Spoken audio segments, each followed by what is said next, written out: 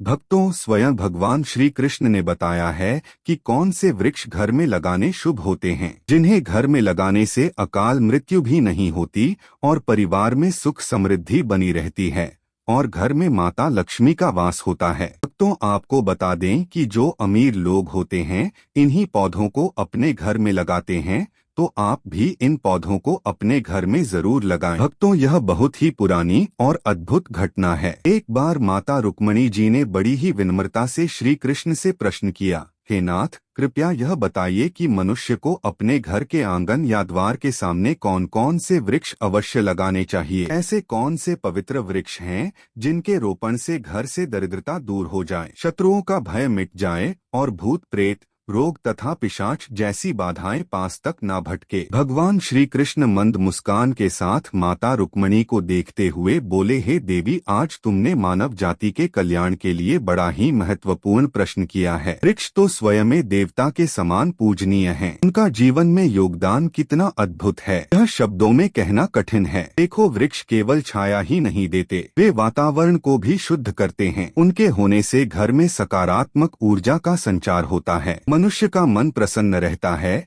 और घर आंगन में सुख समृद्धि का वास होता है। सच तो यह है कि जब किसी भवन के पास उचित वृक्ष लगे हो तो वह स्थान देवताओं के निवास के समान पवित्र हो जाता है। भगवान आगे कहने लगे, हे रुक्मणी, घर के सामने सही वृक्ष लगाने से न केवल घर की शोभा बढ़ती है बल्कि वह स्थान वास्तु दोषों से भी मुक्त हो जाता है। ऐसे वृक्ष घर की रक्षा देवताओं की तरह करते हैं और नकारात्मक शक्तियों को दूर भगा देते हैं। लेकिन यदि अज्ञानवश कोई मनुष्य ऐसे पौधे घर के समीप लगा दे जो अशुभ माने जाते हैं, तो वे घर में क्लेश, रोग और दरिद्रता तक ला सकते हैं। इसलिए यह जानना बहुत आवश्यक है कि कौन से वृक्ष शुभ हैं और कौन से नहीं। इतना कहकर भगवान श्री कृष्ण ने माता रुक्मणी को एक प्राचीन कथा सुनाने का संकल्प किया और बोले, हे देवी, तुम ध्यान से सुनो। यह कथा केवल वृक्षों के महत्व को ही नहीं बताती बल्कि यह भी सिखाती है कि कौन से पौधे मनुष्य के जीवन में सुख समृद्धि लाते हैं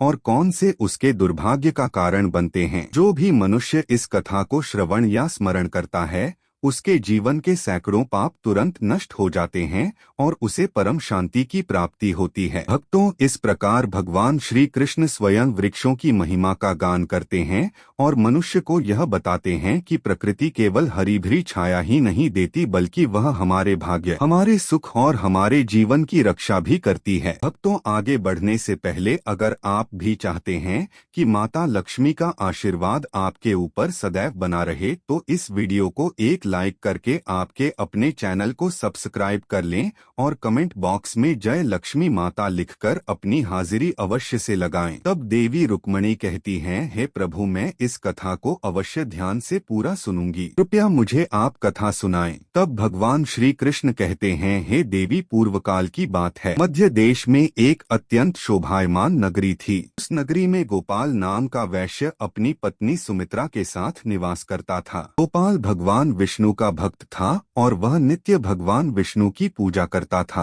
गोपाल की पत्नी सुमित्रा भी गृह कार्य में दक्ष थी। घर में धन धान्य की कोई कमी नहीं थी। भगवान की कृपा से उसके पास सब कुछ था। इस प्रकार से अनेक दिन बीतने के पश्चात गोपाल की जो पत्नी थी जिसका नाम सुमित्रा था, उसने अपने आंगन में कुछ वृक्षों का रोपण किया और नित्य उन वृक्षों को जल चढ़ाकर उनकी सेवा करने लगी। सुमित्रा को वृक्षारोपण का ज्ञान नहीं था। उसे जो वृक्ष प्रिय लगे उन्हीं वृक्षों का रोपण उसने किया। जो वृक्ष अशुभ होते हैं उन्हीं वृक्षों का रोपण उसने अपने घर के आंगन में कर दिया। इस कारण से उस वैश्य गोपाल को व्यापार में काफी सारा घाटा होने लगा। उसके घर में रोज कलह होने लगा। पति पत्नी में बार बार वाद विवाद होने लगे। उन दोनों के जीवन में अनेक कठिनाइयां आने लगी और धीरे धीरे गोपाल का सारा व्यापार डूब गया और उसका सारा धन भी नष्ट हो गया। अब गोपाल के पास अनाज भी खरीदने के लिए पैसे नहीं थे। वे भूखे ही रहने लगे। इससे क्रोधित होकर उसकी पत्नी भी गुस्सा करने लगी। वह अपने पति को कोई काम करने के लिए कहती।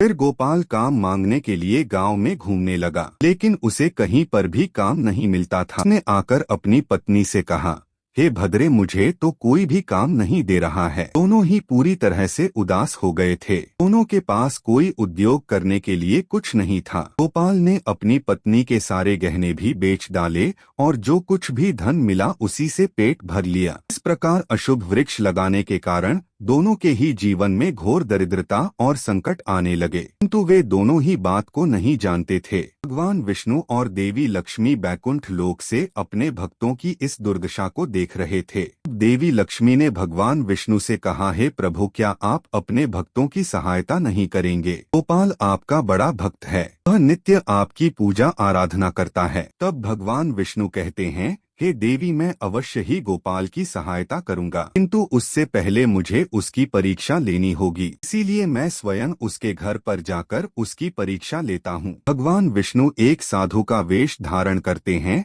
और पृथ्वी लोक पर प्रकट होते हैं। साधु रूपी भगवान विष्णु गोपाल के द्वार पर जाते हैं और याचना करने लगते हैं। तब द्वार पर आए हुए साधु को देखकर गोपाल उन्हें प्रणाम करता है और कहता है, हे साधु महाराज, पधारिए, इस गरीब के घर में आपका स्वागत है। मैं आपकी किस प्रकार से सहायता कर सकता हूँ? साधु रूपी भगवान विष्णु कहने लगते हैं, हे महोदय, मैं तीर्थ यात्रा पर निकला हूँ, विश्राम करने के लिए कोई जगह खोज रहा हूँ। यदि आपको कोई कष्ट ना हो तो मुझे अपने घर में स्थान दे दो। कुछ भोजन भी प्राप्त हो जाए तो बड़ी कृपा होगी। महाराज के ऐसे वचन सुनकर गोपाल कहने लगा, है साधु महात्मा, आप अवश्य ही कोई पुण्य आत्मा दिखाई पड़ते हैं। आपके मुखमंडल पर बहुत तेज है। आपकी सेवा करने का मुझे सौभाग्य मिल रहा है। आपकी सेवा करके मुझे बड़ा आनंद मिलेगा। कृपया आप घर के भीतर चलिए। फिर वह साधु महाराज और गोपाल के घर के भीतर जाते हैं और विश्राम करने लगते हैं। गोपाल उन साधु महाराज की बड़ी सेवा करता है,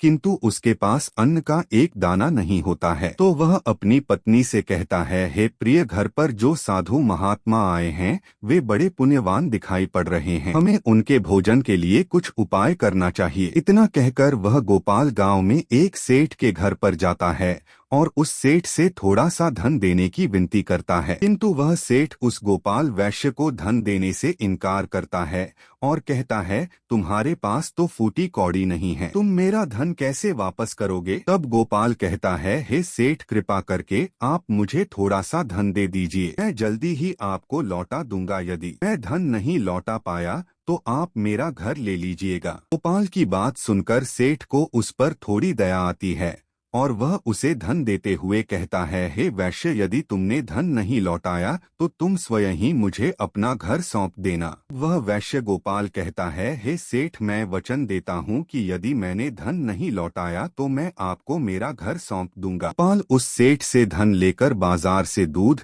चावल, सब्जी, आटा, शक्कर आदि खरीद लेता है और लौटकर अपने घर आ जाता है। वह अपनी पत्नी से कहता है, हे प्रिय, तुम उन साधु महात्मा के लिए भोजन बना। फिर गोपाल की पत्नी सुमित्रा भोजन बनाती है और उन साधु महात्मा को भोजन परोस देती है। इस प्रकार गोपाल की भक्ति और निष्ठा को देखकर वे साधु महाराज बहुत प्रसन्न हो जाते हैं। जन हो जाने के पश्चात वे जाते जाते गोपाल से कहते हैं, हे वैश्य, मैं तुम्हारी भक्ति और आदर सम्मान से अत्यंत प्रसन्न हूँ। तुम्हारी जो भी कामना है मुझे बताओ। अब गोपाल कहता है, हे महात्मा, आपका आशीर्वाद ही हमारे लिए सब कुछ है, किंतु मैं आपसे यह जानना चाहता हूँ कि किस पाप के कारण मुझे दरिद्रता का दुख भोगना पड़ रहा है। हमने तो भगवान विष्णु की भक्ति की है, फिर हमारे जीवन में दरिद्रता क्यों आई है और इस दरिद्रता को दूर करने के लिए मुझे क्या क्या उपाय करना चाहिए? तब वह साधु महात्मा कहते हैं, हे वैश्य, मैं जब तुम्हारे द्वार पर आ गया था तभी मुझे यह तय हो गया था कि तुम्हारे जीवन में घोर दरिद्रता और संकट आए हुए हैं, क्योंकि तुम्हारे भवन के सामने जो वृक्ष है वही तुम्हारी दरिद्रता का कारण है। इसीलिए तुम इन वृक्षों को हटाकर उनके स्थान पर शुभ पौधों का रोपण करो। तुम्हारी पत्नी ने तुम्हारे भवन के सामने जिन वृक्षों का रोपण किया है वे अशुभ वृक्ष हैं, उन्हीं के कारण तुम्हारी ऐसी दुर्दशा हुई है। तब गोपाल कहता है, हे महात्मा, कृपा करके मुझे बताइए कि घर के सामने कौन से वृक्ष लगाने चाहिए जिससे घर में सुख समृद्धि हो और कौन से वृक्ष नहीं लगाने चाहिए। कृपा करके आप मुझे विस्तार से समझाइए। फिर वह साधु महात्मा कहते हैं, हे वैश्य, ठीक है, अब मैं तुम्हें उन शुभ वृक्षों के विषय में बताता हूँ जिन्हें घर के पास लगाने से शुभ फलों की प्राप्ति होती है। इसीलिए तुम ध्यानपूर्वक सुनो। वैश्य गोपाल किसी जलाशय के समीप पीपल का वृक्ष लगा। पीपल का वृक्ष लगाने से जो फल मिलता है वह सैकड़ों यज्ञ के समान होता है। जब पीपल के पत्ते उस जलाशय में गिरते हैं तो वे पिंड के समान होकर पितरों को तृप्त करते हैं। इससे सभी प्रकार के पितरी दोष समाप्त हो जाते हैं। तो मनुष्य नित्य स्नान करके पीपल को स्पर्श करता है वह सभी पापों से मुक्त होता है और कभी पराजित नहीं होता है। पीपल को स्पर्श करने से लक्ष्मी की प्राप्ति होती है और उसकी प्रदक्षिणा करने से आयु में वृद्धि होती है। पीपल की जड़ में श्री विष्णु, तने में शिव जी और अग्रभाग में ब्रह्मा जी स्थित रहते हैं। अमावस्या के दिन पीपल को प्रणाम करने से जो फल मिलता है वह 1000 गाय के दान के बराबर होता है। इस संसार में पीपल के समान कोई वृक्ष नहीं है। साक्षात श्री हरि इस वृक्ष के रूप में पृथ्वी पर विराजमान है। पीपल के वृक्ष को चोट पहुंचाना अथवा उसकी टहनी तोड़ना महापाप माना गया है। ऐसा मनुष्य नरक में रहता है और जो पीपल को जड़ से काटता है उसका कभी नरक से उद्धार नहीं होता है। कि वैश्य, अब मैं तुम्हें दूसरे वृक्ष के बारे में बताता हूँ। आंवले का फल समस्त लोकों में प्रसिद्ध और परम पवित्र है। आंवले को लगाने से स्त्री और पुरुष जन्म मृत्यु के बंधन से मुक्त हो जाते हैं। भगवान विष्णु को अत्यंत प्रसन्न करने वाला एवं शुभ माना गया। इसको खाने से सभी पापों से मुक्ति मिलती है। आंवला खाने से आयु बढ़ती है। उसका जल पीने से रोगों का नाश होता है और आंवले को जल में मिलाकर स्नान करने से दरिद्रता दूर हो जाती है तथा सभी प्रकार के ऐश्वर्य प्राप्त होते हैं। जिस घर में आंवला सदा मौजूद रहता है उस घर में कभी भूत प्रेत और राक्षस नहीं आते हैं। एकादशी के दिन आंवले की पूजा करने से संसार के सभी तीर्थों से बढ़कर फल प्राप्त होता है। जिस व्यक्ति के घर के सामने आंवले का वृक्ष होता है वहाँ साक्षात लक्ष्मी नारायण निवास करते हैं। अशोक के वृक्ष में अप्सराओं का निवास होता है। यह वृक्ष शोक का नाश करने वाला तथा निराशा को समाप्त करने वाला होता है। इस वृक्ष को घर के पास लगाने से घर में सुख शांति बनी रहती है। अशोक का वृक्ष शीतलता और यवन प्रदान करने वाला होता है। देवी लक्ष्मी ने जब सीता के रूप में अवतार लिया था तब रावण द्वारा अपहरण के बाद उनका वास अशोक वाटिका में था। अशोक के वृक्ष ने मां सीता की बहुत सेवा की थी, इसलिए मां सीता ने अशोक वृक्ष को यह वरदान दिया था कि जिस भी स्थान पर यह वृक्ष होगा वहाँ उनका सदैव ही निवास होगा। प्रत्येक मनुष्य को पाकड़ का वृक्ष अवश्य लगाना चाहिए। यह वृक्ष लगाने से जो फल मिलता है वह महायज्ञ के समान होता है। कलयुग में मनुष्य यज्ञ नहीं कर पाएंगे, इसीलिए उन्हें एक पाकड़ का वृक्ष अवश्य लगाना। नियम का वृक्ष लगाने से सूर्य देव प्रसन्न होते हैं। नियम का वृक्ष आयु प्रदान करने वाला माना गया है। इसे घर के पास लगाने से नाना प्रकार के रोगों से छुटकारा मिलता है और माँ लक्ष्मी को नियम के पत्ते अति प्रिय होते हैं, इसीलिए वे नियम के वृक्ष के पास निवास करती हैं। घर के सामने नियम के वृक्ष का रोपण करने से धन संपत्ति की प्राप्ति होती है। यदि कोई मनुष्य कन्या प्राप्ति की कामना करता है तो उसे जामुन का वृक्ष अवश्य लगाना चाहिए। इस मनुष्य के घर के सामने जामुन का वृक्ष होता है उसके घर में कन्या का जन्म होता है जो कुल का गौरव बढ़ाती है। बेल के वृक्ष में भगवान शिव और गुलाब में देवी पार्वती का निवास है, इसीलिए अगर बेल के वृक्ष के पास गुलाब का पौधा लगाया जाए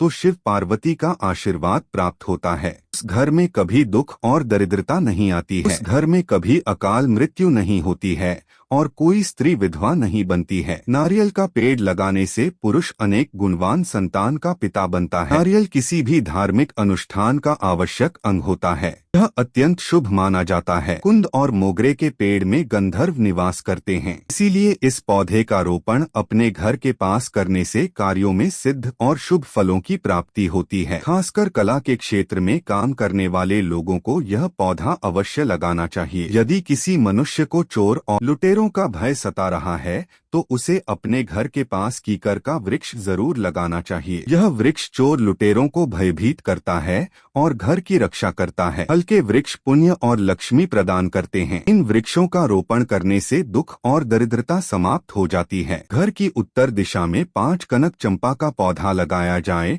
तो धन में वृद्धि होती है। केले का पेड़ भी बहुत शुभ होता है और यह घर में सुख, समृद्धि और खुशहाली लाता है। केले के पेड़ में भगवान विष्णु का वास होता है, इसीलिए घर में केले का पेड़ होने से घर में धन की कमी नहीं होती है। हर श्रृंगार के पौधे को पारिजात भी कहा जाता है। इस पौधे की उत्पत्ति समुद्र मंथन के समय हुई थी और देवी लक्ष्मी भी समुद्र मंथन से ही प्रकट हुई थी। इसीलिए पारिजात के पौधे का बहुत अधिक महत्व है। यदि इस पौधे को अपने घर पर लगाते हैं तो आपको मां लक्ष्मी की विशेष कृपा प्राप्त होगी। घर के आंगन में नारियल का पेड़ होने से उस घर में हमेशा शुभता बनी रहती है और उस घर के सदस्यों का समाज में बहुत मान सम्मान होता है। सुंदर पत्नी की कामना करने वाले मनुष्य को अनार का वृक्ष लगाना चाहिए। जो मनुष्य सुंदर, सुशील और सौभाग्यशाली पत्नी की कामना करता है उसे अपने घर के आंगन में या पास में अनार का वृक्ष अवश्य लगाना चाहिए। अनार का वृक्ष न केवल स्वास्थ्यवर्धक फल प्रदान करता है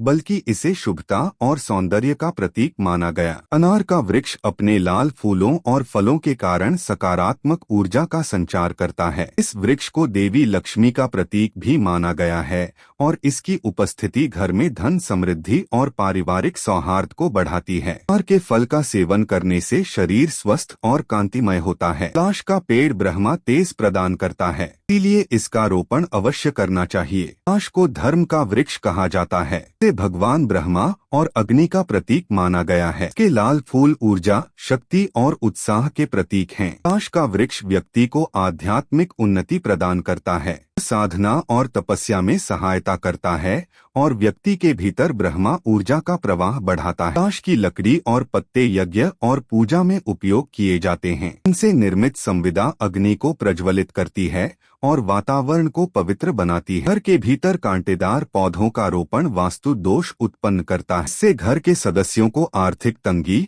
स्वास्थ्य समस्याएं और पारिवारिक कलह का सामना करना पड़ सकता है। मनुष्य को कभी भी ताड़ का वृक्ष नहीं लगाना चाहिए। ताड़ का वृक्ष संतान का नाश करने वाला होता है। जिस घर के पास ताड़ का वृक्ष होता है उस घर की संतानों की कभी उन्नति नहीं होती है। मनुष्य को कभी भी अपने घर के पास भेड़ा का वृक्ष नहीं लगाना चाहिए। इस वृक्ष पर भूत का वास होता है। जो मनुष्य भेड़ा का वृक्ष लगाता है वह भूत बन जाता है। इसके नीचे बैठकर कभी पूजा पाठ भी नहीं करना चाहिए। घर में कभी भी ऐसे पौधे नहीं लगाने चाहिए जिनको काटने तोड़ने पर दूध निकलता हो। घर के सामने कभी भी बबूल का पेड़ नहीं लगाना चाहिए। इसे लगाने से विपत्ति आती है। घर के सामने बेर का वृक्ष भी नहीं लगाना चाहिए। इसे लगाने से नकारात्मकता बढ़ती है, धन का नाश होता है और संकट आते हैं। आगे माता रुक्मणी से कहते हैं, हे प्रिय ध्यान से सुनो। घर के अत्यधिक समीप आम का वृक्ष कभी नहीं लगाना चाहिए। यद्यपि आम का फल अत्यंत मधुर और प्रिय होता है किंतु जब उसके वृक्ष की छाया सीधे घर पर पड़ती है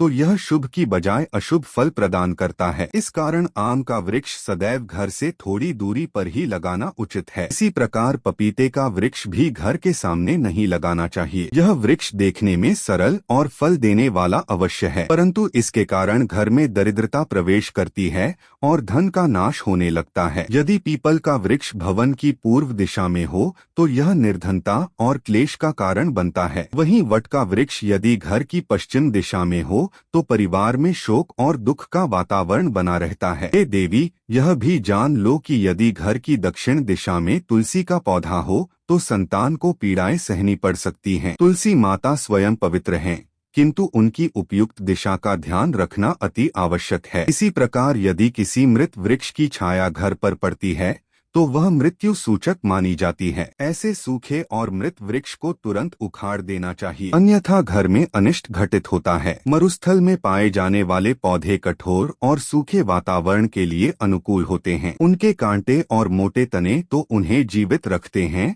परंतु उनकी प्रकृति घर या आंगन में शुभ नहीं मानी जाती। ऐसे पौधे घर के भीतर नकारात्मकता लाते हैं। हे रुक्मणी, इस रहस्य को और गहराई से समझने के लिए मैं तुम्हें एक कथा सुनाता हूँ। भगवान श्री कृष्ण कथा सुनाते हैं। एक समय की बात है, एक साधु महाराज एक वैश्य गोपाल के घर पहुँचे। साधु ने गोपाल से कहा, हे वैश्य, आज मैं तुम्हें शुभ और अशुभ वृक्षों का रहस्य बताने आया। यदि तुम इन नियमों के अनुसार वृक्षों का रोपण करोगे तो तुम्हारे जीवन में समृद्धि का वास होगा और दरिद्रता का अंत हो जाएगा। साधु महाराज ने उसे विस्तार से समझाया कि कौन से वृक्ष घर के पास लगाने चाहिए और किन से दूरी बनाकर रखनी चाहिए। गोपाल ने श्रद्धा से उनके वचनों को सुना और हाथ जोड़कर बोला, हे महात्मा, आपने आज मुझे अत्यंत उत्तम ज्ञान दिया है। इसके लिए मैं हृदय से आपका आभार व्यक्त करता हूँ। तभी अचानक साधु महाराज वहाँ से अंतर्धान हो गए। गोपाल और उसकी पत्नी आश्चर्यचकित रह गए। आज हम एक ऐसे विषय पर बात करने जा रहे हैं